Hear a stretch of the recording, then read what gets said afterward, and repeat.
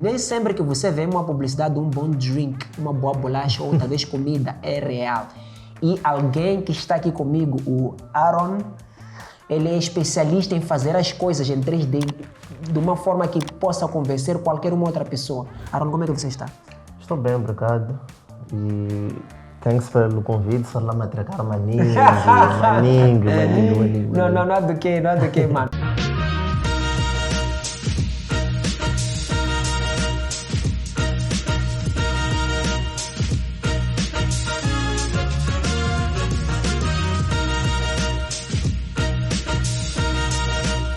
Como é que é ser um artista 3D, um designer 3D aqui em Moçambique? É nice, mas muito desafiador, porque o mercado ainda não está muito preparado Ok. para a cena. Mas, sei lá, a passos de camaleão, estamos a chegar lá. Chegamos lá, né? Chegamos lá. E hoje vamos ver como é que é o processo de criar um hambúrguer. E eu acho que essa é uma das coisas que eu... Dá um pouco meio de fome, eu estou com fome. Depois Pior eu também estou. Eu, em particular, nem sabia que às vezes isso tem que ser feito ou se faz. Não sei por que as pessoas fazem isso. Não, se faz. Por exemplo, há publicidades que foi já ver, tem um hambúrguer a flipar, em slow motion. Yeah. Então, é meio complicado de fazer aquilo na vida real. Yeah. Então, se há como tornar aquilo digital lá, É mais fácil, você manipula de como você quiser. Sim. Então, pessoal, acho que será uma desconstrução, um processo criativo muito interessante. Vamos enrolar a vinheta e voltamos logo com o Aaron. Uma das coisas que me fez até demorar a aprender ou ficar minimamente bom a 3D foi querer fazer as coisas diretamente da mente. Ok. Isso não funciona. É sempre bom ter referências e trabalhar com medidas reais. Então, se formos a ver aqui, para começar um hambúrguer ou basicamente qualquer coisa em 3D, começa-se com um processo chamado blockout, que é basicamente criar formas que são parecidas com o que queremos. Depois aqui começamos a refinar as formas até termos. Então, aqui eu estou a fazer o blockout da parte do pão. Que se for já ver, é simplesmente um cubo que subdividimos, ajustamos a parte de baixo para ficar reta e tivemos a parte do pão de cima. Depois só duplicar, ajustar para a parte de baixo. Então, a cena fica assim em esboço, porque a finalidade é exatamente essa mesmo, ter um esboço do objeto e possivelmente da composição final. Aqui, pelo menos, eu já sei que terei um pão e terei um queijo meio virado e tudo mais. Então, essa aqui é que é a base, que costuma chamar de base mesh. Para começarmos já a fazer a modelagem realista. Então, se for ver aqui, não tem cor, não tem nada, é só a parte da base. E como é que a pessoa educa os seus olhos a saber qual eu já tenho algo que provavelmente já pode me sair algo como fosse um hambúrguer? Como é que você chega ao ponto de educar a mente de, ok, já tenho as formas corretas? Quanto tempo lhe leva para poder fazer isso? A princípio é prática. A prática que leva até chegarmos a este nível. Tipo, quanto mais fazemos as coisas em 3D, ou sei lá, acabamos já percebendo como é que a coisa, antes de estar pronta, já dá para imaginar qual é que será o fim. Então, com base nisso, já dá para saber que aqui ele está em forma de polígonos e tudo mais, mas depois de eu aplicar isto já estará. Então, a prática que leva até lá. Qual é a ciência por detrás para poder aprender exatamente você saber, ok, esse tipo de comida ou esse tipo de objeto na vida real é necessário levar esses objetos quando eu estiver a fazer o 3D, por exemplo? Aí é uma questão mais de sensibilidade estética, não tem nenhuma ciência. Tipo, se for já ver, por exemplo, de forma mais básica, sabes que uma maçã, para fazer uma maçã, vou começar com um objeto que tem a ver com maçã, que nesse caso é uma esfera. Um celular é basicamente um cubo, um retângulo, então é mais por aí, não tem ciência, não tem muita ciência. E depois já de encontrar assim, ter esse esboço, qual tem sido o processo a seguir? Então, depois de ter o esboço, que basicamente é também a composição, entra a segunda fase, que é de refinar o objeto que temos. Isso tudo no mesmo software? Não. Aí onde entra a parte do ZBrush, que acredito que muitos conhecem ou já ouviram falar. ZBrush? ZBrush o que é? Explica lá aí. ZBrush é um programa para esculpir em 3D.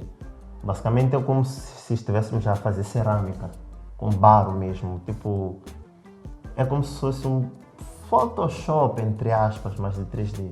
Ok. Então aqui ele leva os modelos que já temos, põe milhões de vértices e com brush nós tipo, dá para mexer, tirar.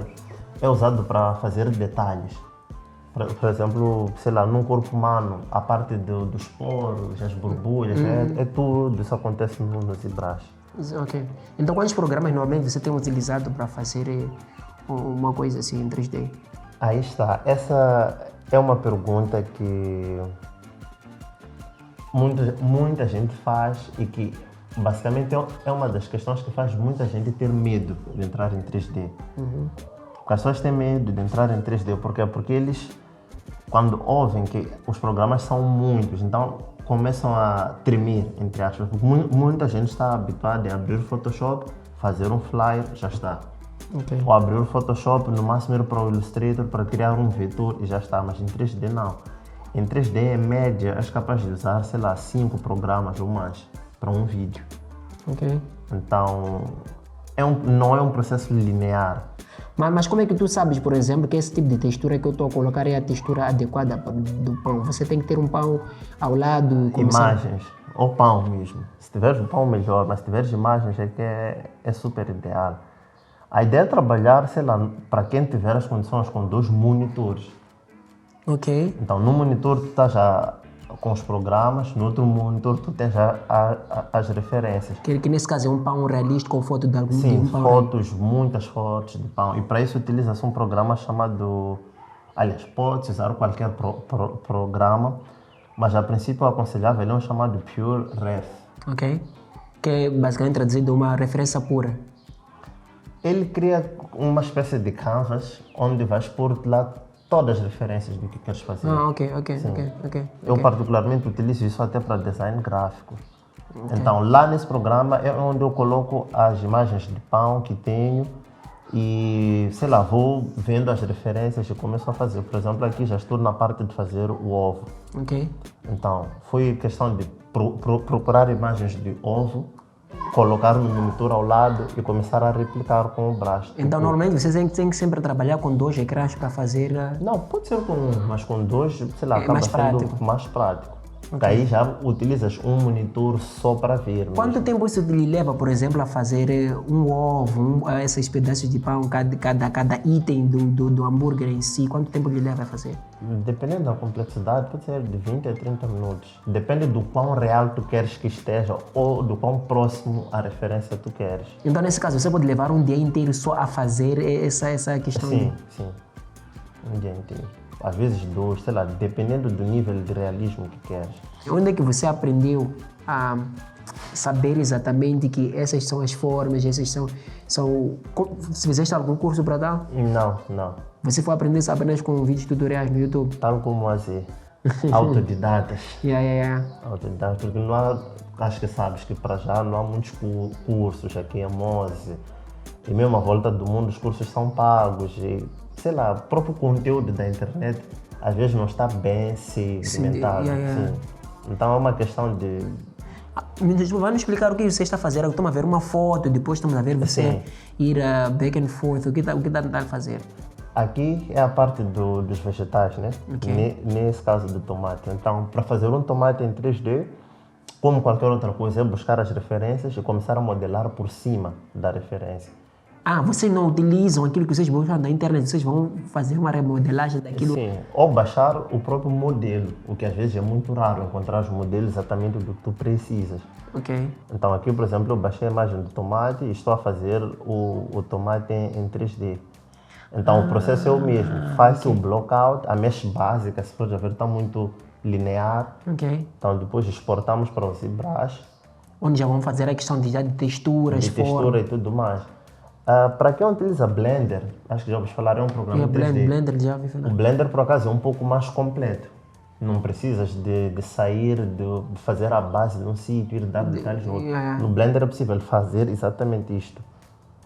Criar os detalhes e texturizar. Para todos os modelos ou para todos os objetos do hambúrguer, de forma rápida. A ideia é buscar referência, fazer a base, ir para o ZBrush, criar os detalhes e fazer um mapeamento para aplicar as texturas. que as texturas são as texturas tipo realistas mesmo, tipo do próprio tomate. Ok.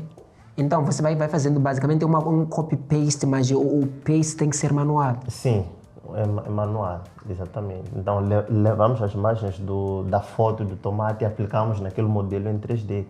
Mas quando é que tu dizes que foi um sucesso essa questão realística? É quando você quer ver necessariamente o quê?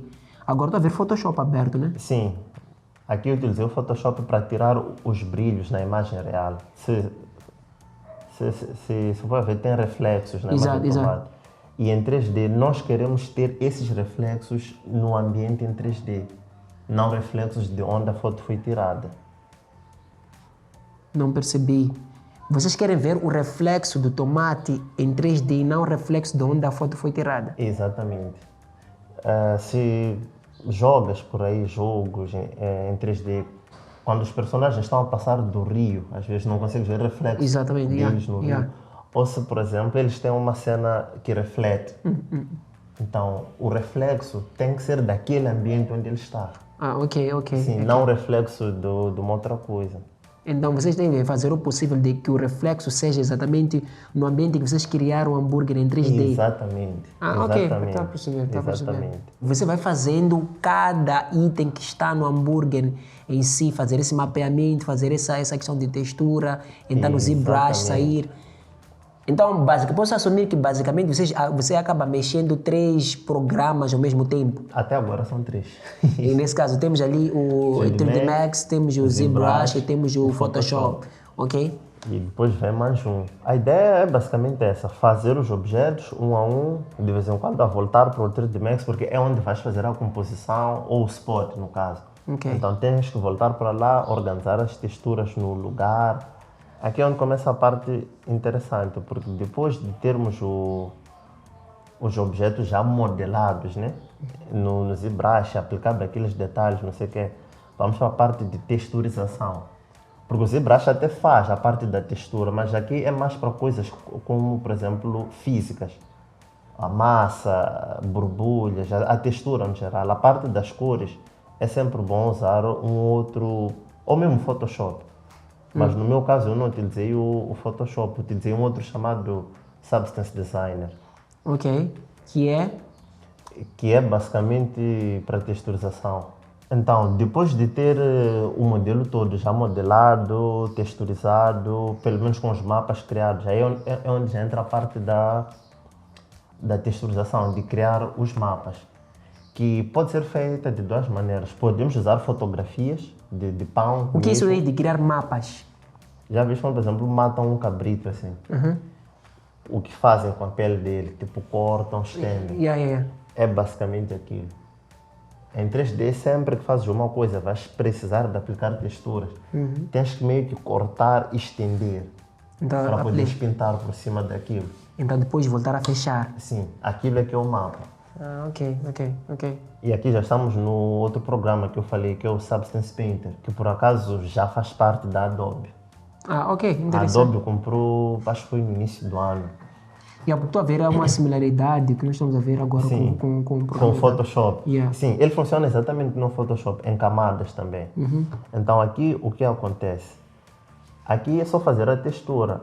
Como eu disse, podemos usar fotografias de pão mesmo, só levar aquela fotografia de pão, aplicar no modelo em 3D. Só que vamos ter problema de questão de reflexo de uma outra coisa. Além de reflexo, às vezes tem partes conferidas na foto do pão que no teu modelo não tem, por exemplo, essas entradas. Então, às vezes, se puderes fazer as coisas manualmente e a tentar alcançar a realidade, é ainda melhor. Então, aqui se formos a ver, eu pus o pão, que a princípio ele está branco, então criei um novo layer, que nem no Photoshop, e ponho a cor base, que é a cor do pão. Então, depois disso, vou adicionando as outras texturas, por exemplo, a parte mais clara do pão, vou adicionando aquelas sujidades ou borbulhinhas. Essa sujidade, borbulhinhas, é algo que vocês baixam, algo que já existe, como é que é isso? Pode-se baixar, no caso de não tiver no programa, ou pode usar as texturas que já tem no programa. Porque basicamente são texturas tipo de nuvens ou de fumaça. Normalmente nesses softwares eles aparecem com todas essas texturas que vocês 3D artistas utilizam. Sim, exatamente. É como se fosse o Photoshop. Vem com brushes alguns tipo para cabelo, capim. É a mesma coisa, que se for ver tem essa textura. Mas não tem essa de vocês, como por exemplo, no Photoshop nós temos aquele problema às vezes ter que baixar algumas coisas. Também. Aqui também. Então, o mesmo que se fez no pão é o mesmo que se faz no ovo. E sempre com referências reais ao lado, assim. Nesse caso aqui não estamos vendo nenhuma referência real. Sim, porque eu filmei um monitor. Então a outra parte está no segundo ecrã. Ok, interessante. Okay. Por acaso de alguém pensar que esse é mais criativo, ele consegue ter... Não estou a tirar as coisas da cabeça. Está tudo a vir de um outro monitor. Ok, então voltamos sempre naquela dica que acabou dando logo a começar, que é sempre importante trabalhar com referência. Sim. Okay. Good. Ok, interessante. Então é basicamente então, isso. todas as coisas que nós estamos a ver agora aqui, a fazer essa questão de pintura, tem tudo uma referência no segundo ecrã. Sim. Porque é com a referência que consegues ver que aqui o hambúrguer queimou um pouco, aqui tem um brilho, porque há tipos de brilho, há tipos de reflexo. Se for já ver, por exemplo, o reflexo que está aqui é diferente deste e é diferente de uma superfície de vidro. Então, é sempre bom ter referências para ver exatamente o que é que estamos a fazer. Okay. Então, basicamente, é isto. Esse é o último passo? Seria o último, né? Só que não cheguei de gravar os passos a seguir, mas os passos a seguir é simplesmente levar as texturas que foram criadas aqui no Substance Painter e meter no 3D Max e começar a fazer o render, que é aquela imagem final que viram. É assim, pessoal, eu espero que vocês tenham gostado dessa desconstrução, esse processo criativo do hambúrguer. Cá entre nós me deu fome. Eu não como hambúrguer, by the way, Aaron. Mas não, é sorte minha. Eu parei de comer hambúrguer. Foi uma decisão que tivemos que fazer, eu e minha baby. Mas se eu comesse hambúrguer, mano... Mas também deu fome, pá. Só para constar, vou. A saída daqui vou comer. Quanto tempo normalmente levou-lhe para fazer essa toda a questão de fazer as coisas de hambúrguer? É o que eu disse, depende da complexidade. Ok. Pode ser uma tarde ou pode ser, sei lá, 2 dias. Ok. Mas este em particular foi uma tarde, uma noite e um six-pack de cerveja. Porque foi num domingo que eu estava sem nada a fazer, saí, comprei uma embalagem, não vou fazer publicidade da marca, comprei uma embalagem, sentei e comecei a fazer isto. Acho que muitos até podem perguntar, acaba sendo um pouco meio rentável, você tem que ficar uma coisa, basicamente 2 a 3 dias fazer isso aqui, para ser um ganha-pão seu. Porque são esse tipo de áreas que normalmente a gente não fala disso. Rentável só que o bom do 3D é a reusabilidade. Como assim? Eu posso voltar a usar este pão, ou esta textura, ou todo o hambúrguer para um outro projeto. outro cliente. Sim, então fica comigo. Nós, nos filmmakers, fotógrafos, temos que criar tudo de zero, mano. A vida tem tendência. Mas, Aaron, tem que sair pelo tutorial. E se as pessoas quiserem aprender mais contigo, podemos deixar aí os links abaixo. Sim, vão encontrar aí nos links abaixo. Tem um curso free de 3D, um curso que fiz para a comunidade mesmo. E depois disso, sei lá, tem o meu site onde podem já se inscrever para outros cursos. Tem uns free, tem uns pagos. Basicamente dou formação de 3D. Ok, então já está aí, pessoal. Se alguém gostou de ver o que nós acabamos aqui de fazer, é só irem para os links, vão encontrar o website e também vocês podem fazer o curso for free. Se gostarem, podem fazer o extenso, que esticar a coisa, estender, vão pagar. Isso apoia também ele como artista, mas acima de tudo, vocês querem aprender. Uma das coisas que eu não gosto do YouTube é que a informação está espalhada. Então, quando você tem um website onde alguém está a colocar a coisa lá, tem uma forma cronológica, você começa a aprender da base até o ponto de ser um pro. Em vez de você chegar no YouTube e ter que procurar isso, às vezes nem sabe o que procurar. Então, seria muito importante, vamos para esses links aí embaixo. Meu nome é Ace e hoje nós estamos a mostrar como é que nós fazemos um hambúrguer em 3D. Voltamos na próxima ocasião. Alô, meu nome é Marlon. Sou designer gráfico e motion designer. Subscrevam o canal, ponham like e assistam os vídeos aqui.